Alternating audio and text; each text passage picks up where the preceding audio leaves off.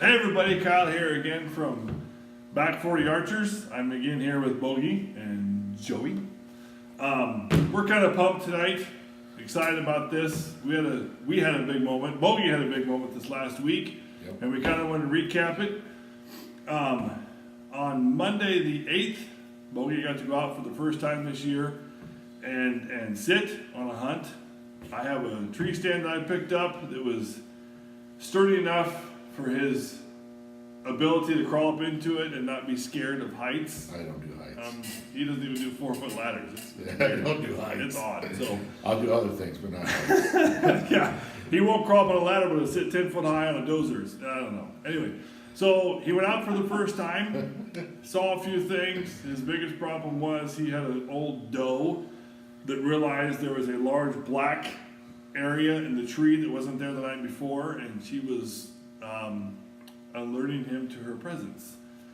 So I had good wind. yeah, I had really good wind. great wind. Actually, both nights he had a really good wind. She probably scratched your head and said, "That's a really big squirrel."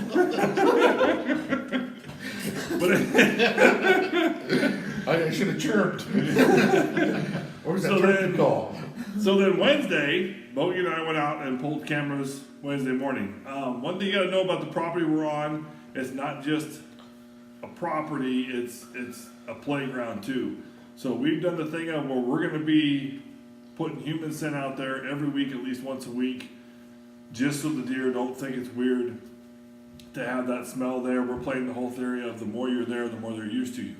So Wednesday we went out, we pulled cameras. I remember even the food plot he was over, I was over like touching leaves with my foot. I'm like, dude, look at how much they've been browsing on this. So to a scent control guy, Joey.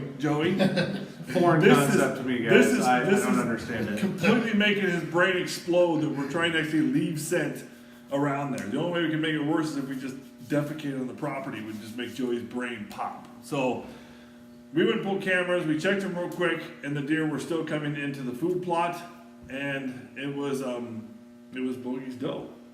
So Yeah. Wednesday we leave the property, and Boege has made a decision. I didn't have a doe tag Monday night. So I wasn't gonna waste my good buck tag on a doe. The doe come in and milling around. Next thing I know, she got alerted. She must have seen me and snorted at 20 yards. Went to 30, stopped, snorted again. Went to 40 and stopped and snorted again. I did not like that. I figured the hunt was over that night, and I had a couple small bucks come in that night. Got them on film, and it was cool. So I was like, okay. And Monday night we had a bad storm come through, so I had to leave early because of the lightning. And I said I'm gonna stay away Tuesday. I didn't go down Tuesday because it was wet all week. I didn't have to work. So Wednesday, Kyle and I went down, pulled cameras in the morning. I think we were out of there by, say, 10. Oh yeah, yep. Yeah, we were out of there by 10, got down there about 8. So we pulled all our cameras, looked around. I got home, and I thought, well, I'm gonna go buy a doe tag. I went and bought a doe tag. I was into the stand. I was probably in there about 3:30. Just as I got sat down in the stand, hooked up. Bow is still on the ground. I'm pulling the bow up. Guess who shows up? My doe. Starts at me, turns and leaves. It's like, oh. So, well, my night's over. It's 3:30. She snorted. They all left. She had 4.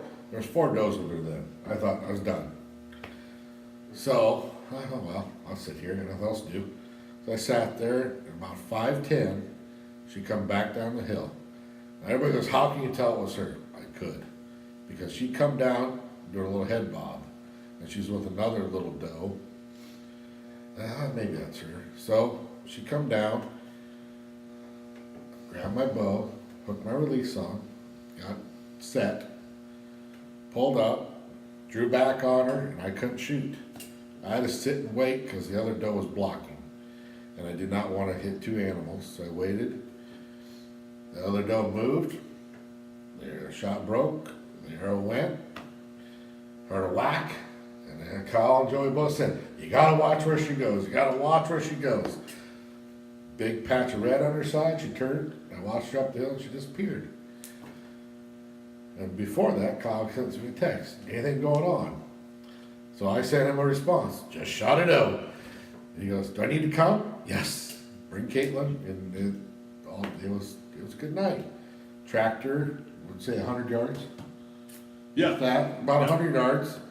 Found out my daughter can find blood a hell of a lot better than us. She's pretty good at it. So it was exciting. I mean, it was downright exciting. I sat in a stand for an hour before I moved. I got a little buck on film, and just, it was awesome. First deer I ever shot with a bow. It was great. I've shot deer before with guns, but it's a big reward to shoot one with the bow. I mean, it really is. The animal was 25 yards. I had my pin set at 30 because that was my farthest shot. I knew if it was at 20, my bow between 20 and 30, it's like no, it's not 4 inches, an inch, 2 inches. If you shoot your 30-yard pin at a Yeah. 20-yard target, we're both 4 inches high. Was it 4? Yep, 25 inches, we're 2 inches high. Okay, Yep. well, anyway, Know your setup. yeah, Actually, we did that at the range one we night. did it, yeah, we did it at the range. So anyway, I double under, as a buddy of mine on Facebook goes, well, how'd you score? She went in a high 8, come out a low 10. Can't get any better than that if you know the ring's on a 3D target. That's great. Double lung, I was ecstatic. It was a good time. The stand he's in is 8 feet in the air, maybe 9. I mean, I can touch it, I can reach up and touch it, so I know it's pretty close to 8 to 9 feet in the air. So he's not real high in the air. She was kind of on an uphill, but he's, like he said, we actually looked at the lungs. I have pictures of it, and we're not going to put them up because I don't want to deal with people.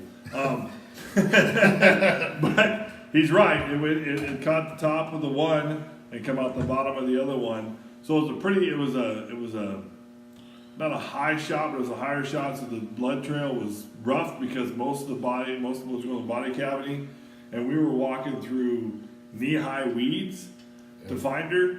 It was more of a spray than it was big drops. I mean, it was. So it was just tough to pick it up and everything. So Caitlin was doing a really good job of picking it up, and then finally she just looked up and she went into a group of cedars and just laid down, and that's where she died, or she fell over and died at that point. So it was fun. It was interesting, but it was the first deer that we've taken off that property. It's my father-in-law's property. We've worked quite a bit on it this year, putting stuff up, so it was pretty exciting. So he found the arrow right away. Yeah, I didn't find the arrow until I got out of the stand. Sent the picture to Joey because he's our, Good. Joey's done more hunting than we have, so he's like, send me the picture, I'll tell you if it's good or bad blood. So sent the picture to Joey. And Joey just happened to be out of town that week.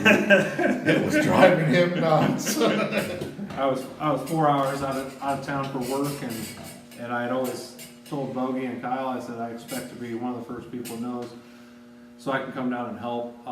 For me personally, the second coolest thing, short of me shooting something, is enjoying that experience with somebody else, especially your first. Congratulations, dude. Thank That's you. awesome. It was fun. Dude, tell everybody just what happened afterwards. What happened to you? I just sat there and shook. I hung the bow up and shook, and I'm thinking, I better put another arrow in there. Maybe a big buck might walk out. It's not something you think of, but yeah, I knocked another arrow. I'm sitting there, and I was like, I just shot a deer. I was like, yeah, and it's the hardest thing is not getting out of the stand and going to look at that arrow. Amen. I so badly. And we talked about that. I know we did. Yeah. It's like I gotta sit here. Kyle's gonna tell me when he gets here, and I'll get down there. Yeah. So, and that's what we did. Well, one of the conversations that we had, going into the season was, hey, you're going to get an opportunity. You're going to sling an arrow. You're going to hit. Watch this. Pay attention to this. Remember this. But one of the most important things is being able to control those emotions after you do shoot something. And like you said, she turned. She was red. You knew you hit her good. Well, like you said, told me the one time, she goes, if it's dead in 5 minutes, it's gonna be dead in an hour. Exactly. It ain't gonna move. Exactly. And that's so true.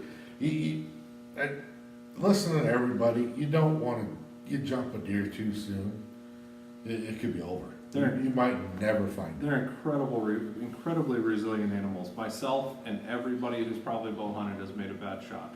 Myself and everybody who's probably bow hunted has jumped a deer too soon because they got anxious. And one of the things that I don't want to happen to myself or to anybody is to have to experience that and lose an animal that you shot. It's miserable. And one of the most important things, short of reading the body language of the deer, because you really shouldn't see where the arrow's going. You have a good idea where you hit it. Oh, yeah. You get a good idea. She turned, you saw red, you knew things were good. You remember the exact blade of grass she was standing by when she left out of sight, and you picked up on that blood trail and managed to go find her. But the waiting is the hardest thing. And I don't care if you're a seasoned bow hunter of 50 years or this is your first year bow hunting. That's probably the most paramount thing. Short of, I would rank knowing the last place you saw that animal before it disappeared, and then waiting. When in doubt, back out. Period. Amen. Yeah. And that, like you said, it's dead. If it's dead now, it'll be dead an hour from now. Yeah. And that's cool. And you know what? So you were shaking, right? Yeah. I mean, Yeah. absolutely you were. Absolutely. Everybody was really nervous shooting. I go, shooting her, I was not nervous. I knew where my pin was. I had full confidence that's where my arrow was going to hit. Full confidence. Hands down, 100% a result of all the practice. Yes. Now, Kyle goes, how'd the shot feel? I have no idea. Yep. All I know is the bow felt good in my hand.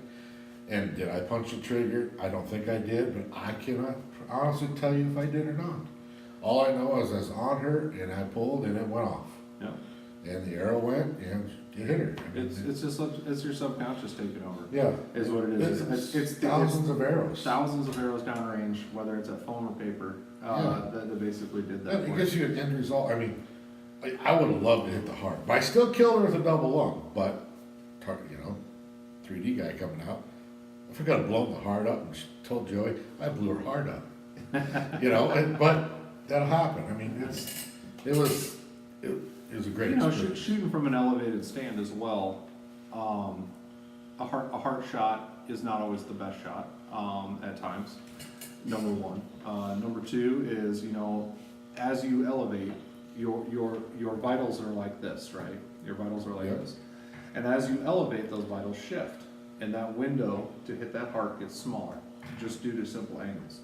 So when you're saying, you came in high 8, came out low 10, playing the ring game again, guys here, foreign concept to some of us. Awesome. I mean, you couldn't write a book better than that. Execution was good, 100% attributed to your time in the range, your attention to detail, your strive to be better archer every single day, hands down. You're not going to remember what happened. No. I mean, I can't tell you how many times I've sat there and I made a shot on a deer and went to recover it, and I was like, holy cow, that's about 4 inches back further than I thought it was going to be. And I started thinking to myself, well, how did everything feel? Well, I think it felt good. Were you looking through your peep? I have no idea. I don't have a clue. But the only way that is those thousands of arrows downrange all summer long, 97 degrees, 100% humidity in July, and you're out plinking arrows, contributed to the quick recovery of the animal. That's awesome. Yeah. I just wish I could have been there. It was killing me in the hotel. I was pacing in that hotel. I was like, what is taking so long? So, Joey saw, Kyle had a recover video, put it it's on our Facebook page, which is Back 40 Archers. It's on Facebook. And I saw Joey Saturday at the event. He goes, I was very disappointed. About what? You had your work boots on and the hat you wore last week to the range. I couldn't believe it. Joey's a scent freak. But that's another video. That's another video. You can watch us argue all day long about scent. But okay, if you go to the Facebook, I've got 2 videos up now. One before on Monday's hunt of the weather, what I've been seeing as I sat down, and I've got one Tuesday of when I shot Wednesday when I shot the doe, of what the conditions were. And it's just something I'm going to do every time I go out, is do a little blurb, hey, this is what it's doing. I might not do an exit video, but we're learning. We're learning. I mean, sometimes you can't do videos, there's too many animals around, which is a good thing. But that's where we're at. Yep. So that's the story of Boge's first year with his bow. So pretty excited about that. We'll bring you other stories. We have a friend who recently shot one, a nice buck. I think it was last week, last week? Thursday, well, no, Sunday night. yeah, Sunday night. Sunday night. So Sunday night, I can't remember what day it was. What date. So Nice. anyway, we're hoping to get him on here. Get some other couple people who've shot animals or taken animals, get them on here and sit down with us. But that's it for today. Don't forget to subscribe below on our YouTube page so you get notifications about our new videos when they pop up. Go to our Facebook page and Back 40 Archers and like that page so you can see those posts. We put one up, usually put one up daily, or try to, one of us does, just so there's always some content coming up there. Some of it's educational and some of it's just entertainment, and some of it's just us being weird. So that's where we're at. Hope you enjoyed this story. You probably didn't have as much enjoyment as I had going with Boege to find this deer, but you know, it was still a good time, and we're glad we can bring this story to you. So we'll see you next time. Later.